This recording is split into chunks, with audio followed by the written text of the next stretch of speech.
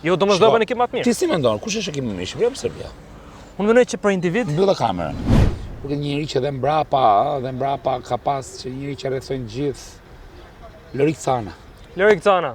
Përgjigje e bukur. Se s'është vërtet? Ka ardhur momenti. Për Shqipërinë mendon që më shumë ka gjasa këtë botror apo europianin që po thotë 2028? Unë nuk mendoj që Shqipëria ka shumë gjasa. Më mirë gjitha kohëra për ty? Për këtë duhet ta diskutojmë. Dalim aty, ha? Përshëndetje për gjithë shikuesit e transferimet. Sot jena në Tiranë te fusha Selman Stërmasi. Afër me është një person shumë interesant. Është një figurë e futbollit, gazetar dhe moderator sportiv, po është ai ku unë personalisht kam pas paraqitjen e parë televizive e që kena më kënaqur me fol këtë sen. Gjergj Stefa, faleminderit shumë për kohën. Faleminderit juve, kënaqësi e madhe. Po du me nis fillimisht sepse na dy e kena në përbashkët. Po, e kemi. Ty te kena pas fillimin televiziv në një gar quiz. Quiz, e vërtet është. Ti qysh nga fëmijëria ke qenë pasionant i madh, detajist, koleksionist, qysh ka nisë kjo pjesa e futbollit edhe qysh u bë që hine në gazetari, pastaj edhe në emisione? Po shiko, unë vitin 1994, ndjes pak për zërin, sepse kam qenë pak pa qef, kam marrë pjesë në një konkurs që quhej Emocion, edhe kishte të bënte me Kupën e Botës 94-ën. S'kisha mbush 12 vjeç asë kohë. Quizi është pak a shumë si Casa del Quizi që ne bëm në para 3 vitesh në Supersport. Edhe e përshtatëm. Më mend që dola i treti në rang republike, pra në gjithë Shqipërinë atëherë, dhe ishte kënaqësi shumë e madhe. Shkova deri në finale, pra dhe në finale ishin 3 veta, dola i treti. Nuk kisha mbush 12 vjeç. Pastaj dëshira ishte shumë e madhe për të luajtur futboll, po ndoshta pak mungesa talenti, pak mungesa e vullnetit, se ndonjëherë vullneti e kalon talentin. Nuk u përkushtova ndaj të luajturit dhe më pas fillova gazetarin. Fillimisht në radio, pastaj në televizor për pak kohë.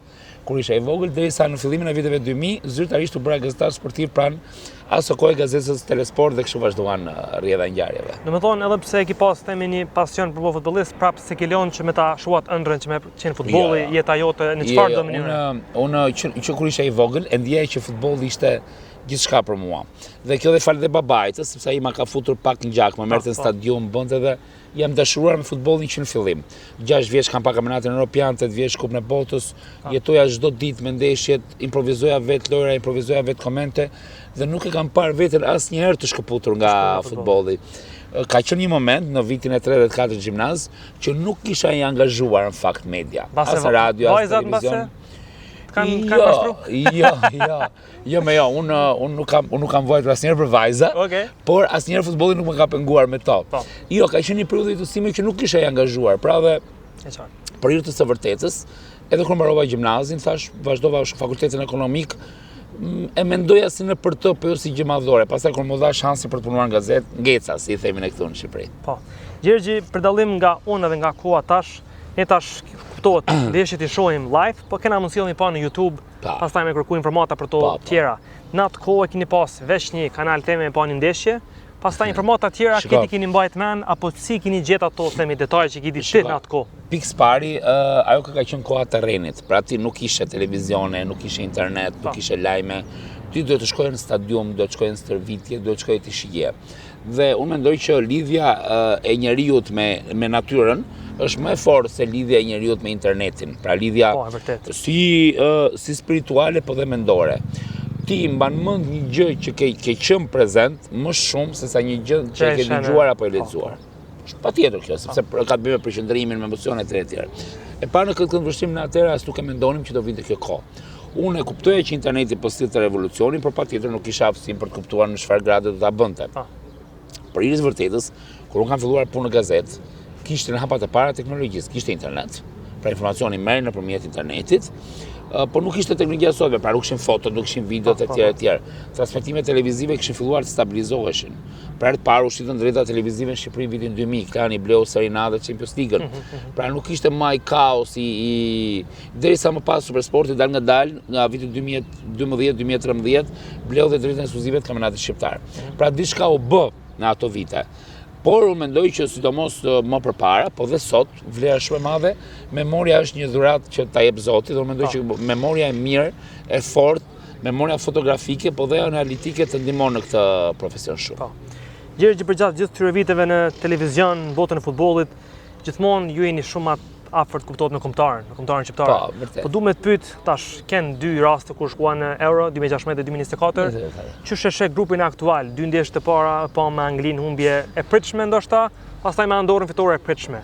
A mendon që ka shpresë kundër Serbisë, pastaj edhe Latvisë me shku për herë të parë në kampionat botror, A është momentumi i krijuar ç'është tutje? Unë e kam parë kombëtarin shqiptar i qum vitin 88-89. Dhe unë mendoj që Shqipëria ka pasur gjithmonë futbollistë të mirë. Futbollistë të mirë. Si individ. Si individ. Po. Shqipëria nuk ka qenë asnjë skuadër e dobët. Kemi barazuar me Bullgarinë, tretët në botë në 94-ën. Gjermaniana kanë pas mund me vështirësi. 4-3 po. 4-3, 3-2, 2-1 disa herë me vështirësi. Kemi mund Belgjikën 84-ën, për pak nuk shkuam ku E bota. mbajmë në këtë pyetje. Po pra, dhe kemi mundur Rusinë 2000, kemi barazuar me Irlandën, pra ne nuk kishim skuadër e mbaruar. Kemi qenë gjithmonë skuadër shumë dinjitoze, me lojtarë që mundoheshin të thuanin pra. Tani ku është problemi? Problemi është që 2016 ne na dha një bonus shumë të madh, sepse u shortuam në vazo më sipër. Sepse ne ishim gjithmonë vazo të fundit. Po, Dhe gjithmonë kundërshtar më të mirë. Më të fortë. Shif Kosovën sot ka gjithmonë kanë kundërshtar më të fortë. Dhe kur shkuam në vazon e tretë, aty shanset tona u ritëm, sepse gjithmonë kishim këto skuadrat që nuk i kishim pasur kurrë. Për shembull, Letonin dhe Andorën, që është tani, ne nuk i kishim pasur aso kohë. Po.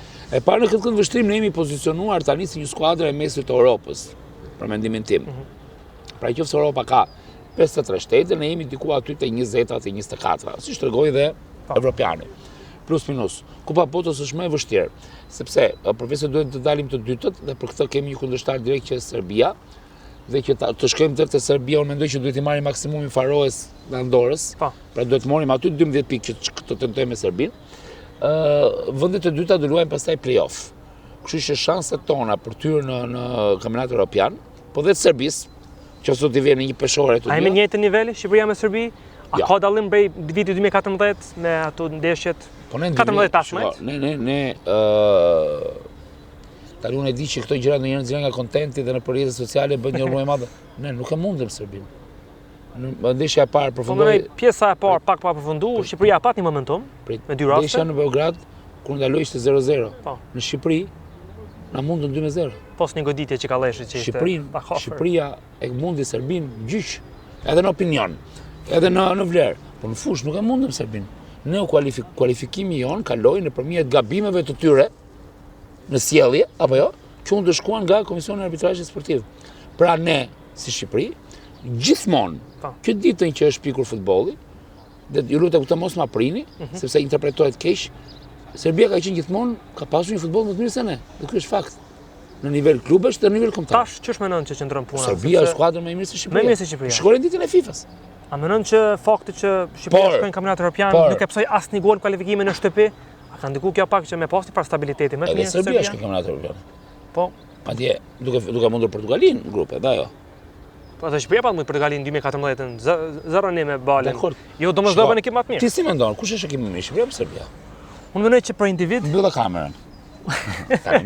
Unë mendoj që për individ, nëse i shohim kokë me kokë, nuk është më kohë sikur ndoshta para 6 viteve. Sepse Shqipëria ka lojtar, themi që tash finalizues, ka lojtar që shënojnë nga distanca. Ku lun lojtarët e Serbisë? Ku lun sulmuesit e Serbisë?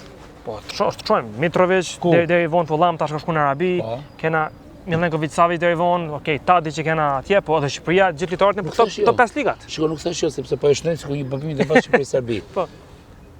Shokuroz shorti, Serbia ishte te vazo 2, Shqipëria ishte te vazo 3. Pra praktikisht Serbia në arenën ndërkombëtare ka një nivel më të lartë se Shqipëria. A ka mundësi Shqipëria ta mundi Serbinë? Edhe atje ku do luhet Novi Sad, edhe në Tiranë. Patjetër që ka. Por serbët janë një kundërshtar shumë i fortë në fushën e lojës. Serbët janë një kundërshtar shumë i keq jashtë fushës lojës. Po. Dhe prandaj ne kemi mundur ata. Ky është përgjigjja. Okej, Gjergj, dalim pak te Kosova. Thonë te përfaqësuesja, reprezentacioni, kombëtarja, çu do të ta quajmë. Ç'është sheh progresin e Kosovës për këto 9 vite që bëhen tash nga pranimi i UEFA FIFA? Dolim në Ligën Ben Nations League, kena Suedi, Zvicër, Sloveni në kualifikimin për botror. Ka pasur një moment shumë të mirë. Pasi fitoi Ligën D 2018-19. Dhe pasi bëri një kualifikuese të mirë, pavarësisht se nuk arriti dot vendin e dytë, madje shkoi në 4-5 duket. Po fitoi me Çekin, Malinezi, po Bullgarinë. Malinezi jashtë, po. Bullgarinë mundi dhe Bullgari. 2-3, po Malinezi baras, po. Dhe atë moment u mendova që pikërisht ky është hapi, që Kosova mund të ngrihet në gjysmën tjetër. Pra se nëse Europa ndahet aty te vendi 25, Shqipëria është këtej, Kosova është akoma pak më këtej. Por humbja me Maqedoninë në playoff, pandemi, po. Pandemi, kishim dy mungesa, në fakt, kishim dhe Rahmanin edhe Tre në fakt. Rahmani, Rashica Muriqi, tre kryesor të reparteve. Mos e vazhdo ma. Dhe që nga një moment pastaj Kosova pak e rënje. Po. Madje në një moment e them me shumë keqardhje, sidomos nga pikpamja e organizimit, që ka reflektuar në fushën bëj qesharake, para 2 vitesh, probleme, ndeshje, gjendje që reflektonte në fushë. Po, okay. Humbisje ndeshje, pra u bë një skuadër pa shtyllë kurrizore, pa orientim, pa bosh, pa identifikim sportiv A gjithmonë. mendon që tash ka stabilitet, të mos me Franco Foden, që e çoi Austrinë kampionatin evropian? Mendoj që Liga e Kombeve, që u fitua, sidomos ka playoff me Islandën dhe Liga B, do të shërbej shumë, sepse Liga B e Kombeve është një nga ligat më të vështira që luhet. Shiko, unë besoj që Nation Liga është Bin ato nga Aja dhe pa këto ka Unë besoj që Nation Liga është kampionati i vërtet europian futbollistik i Europës. Sepse Kupa e Europës është një festival ku ti me 4 ndeshje mund të fitosh, ndërkohë që Liga e Kombeve, Seria A, Seria B, Seria C, Seria D, hyrjet, ngrejtjet, play-offet, play-outet, ky është realisht kampionati europian i Europës. Se testohet me shumë konsistencë ajo dhe në fund të thuaj që në këtë moment që po flasim, unë jam te Liga B dhe besoj që Kosova duhet ta shërbej këtë gjë për të rritur edhe më shumë. I ka mundësit për të rritur, nuk do shkoj kampionat botror, kjo është e sigurt, sepse ka shumë të vështirë, por duhet mendoj tani për evropianin e ardhshëm. Sepse mendoj që evropiani që do luhet në Angli në 2028-ën duhet jetë basti i madh i Kosovës për të hyrë në arenën ndërkombëtare. Për Shqipërinë mendon që më shumë ka gjaza këtë botror apo europianin që po thuhet 2028? Unë nuk mendoj që Shqipëria ka shumë gjasa për botror. Okej. Mund të ketë 10-15% se ta thash, përveç se duhet jetë vend dytë. Duhet edhe me kalu. Duhet edhe pre-playoff. Gjergji, po shkojmë te do legjenda, elitar të futbollit, kë e zgjedh ti si favorit sipas teje. Okej. Shkojmë me Pella Maradona. Maradona, atë kam parë, atë kam shijuar dhe por besoj që edhe po të kisha parë ty do kisha zgjedhur Maradona. Më i mirë gjitha kohëra për ty? Për këtë duhet ta diskutojmë, Dalim aty, ha? Po, besoj që po. Okej. Zidane, Ronaldinho, dy maestro. Zidane mendoj që është më i kompletuar, është më Ronaldinho është më i bukur, ka qenë i mrekullueshëm, po Zidane më pëlqen më shumë. Okej. Maldini, Beckenbauer, dy mbrojtësa të kohës më të mirët. Dgjoj, unë do dal jashtë linjë, unë do them Beckenbauer, se unë mendoj që Gjermania meriton të jetë në analizën time dhe Gjermania ka pasur vetëm një yll të madh. Vitet e 70-ta ka qenë top. Që është Beckenbauer. Po. Totti Del Piero. Totti jam tifoz personal. Ti je tifoz personal. Mark Lia më i madh. Do interesant që ka qenë tifoz i Romës për shumë vite. Trofeu i parë në Evropë ishte bashkë në Tiranë. Po, është vërtet. Roma, po, aty ka marrë. Po, sa ka marrë Roma ka marrë Scudetton 2001. Scudetton 2001, 2 kupa ka fituar ai aty dhe nuk ka pas finale. Roma finale në 82-shën kishin qenë në 83 duket në Ligën e Kampionave. A ke menuar kur e koni i vogël që trofeu i parë në Evropë nga Roma ka marrë të shtëpia jote? Fare, më di pse, sepse unë kur isha i vogël asu mendoja që ne do kishim një stadion që me luajt Roma. Okej. Shkojmë Buffon Casillas. Gjithçysh Buffon? Jo, të dy më pëlqejnë shumë. Do kisha zgjedh Buffonin për karizmën, po dhe Casillas, po të dy Buffon, Buffon. Okej. Lampard Gerrard, në Angli dalim pak. Gerrard. Po Premier League? Gerrard, do zgjidhet Gerrard. Më mirë se Lampard, okej. E pranojmë. Pëlqen kapitan. Xavi, Pirlo. Pirlo do zgjidhet. Edhe Messi, Ronaldo. Një përgjigje pak më. Po Messi, Messi, thon gjithë Messi dhe Ronaldo pëlqejnë, po Messi, patjetër Messi. Okej. Kena shkuar në një rubrikë shumë interesante, Gjergji, me ndërtu futbollistin ideal në sytë tu. Mas pari shkojmë këmba e djathtë. Këmba David Beckham. David Beckham. Okej. Po pse ti mendon që ka të djathtë? Se kanë thonë ende dikush, po më duket e kanë harruar pak Beckhamin, sepse imazhi i tij pas karrierës e ka. Po pyete për futbollistin e këmbës djathtë. Po krasimi më i saktë në botë, mbase. Po varet kush është lojtari, çfarë roli lule lojtari. Viç këmba e djathtë që ti e zgjedh. David Beckham. Okej. Këmba e majt.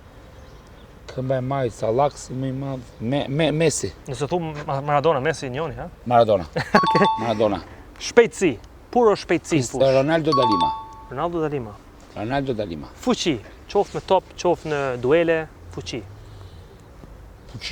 Cristiano Ronaldo. Fort. Pse nuk është i fort? Po, patjetër. Jo, Zlatan Ibrahimović. Gola me kokë. Me kokë. Unë këtu e kisha zgjedhur Cristiano, shlir. Jo, unë do zgjedh kokën e Andriy Shevchenkos. Andriy Shevchenko? Po, ka pas bërë shumë gola me kokë. Edhe leadership karakter. Jo, Oliver Bierhoff. Kjo është pak para kohës tonë. Jo, mos golat tonë. Kuptimin e kohës time, 95-96. Okej. Oliver Bierhoff shënonte shumë gola me kokë. Gjermani, Milan edhe po. Edhe fundit është leadership karakter, personalitet, cila do quaje. Më duhet mendohem pak. Më duhet të zgjedh midis leadership dhe karakter. Kapiten pra. Më duhet të zgjedh një kapiten të madh. Okej, Maradona ka qenë leadership, po ka qenë leadership nga magjia. Dhe Messi ka qenë kapiten nga magjia. Dhe Ronaldo ka qenë kapiten nga magjia, pra ka qenë e pashmangshëm. Unë dua të gjej dikë që ka qenë kapiten pavarësisht se nuk ishte i magjishëm. E kupton çfarë dua të them? Dua të gjej një kapiten që e çonte si kapiten vërtet, edhe Totti ishte kapiteni i qytetit, pra ishte këto janë produkte, këta janë gjithë produkte, po një kapiten i vërtet, një kapiten i madh. Nuk e një njeri që dhe mbrapa ka pas që njeri që rrethojnë gjithë. Lorik Cana.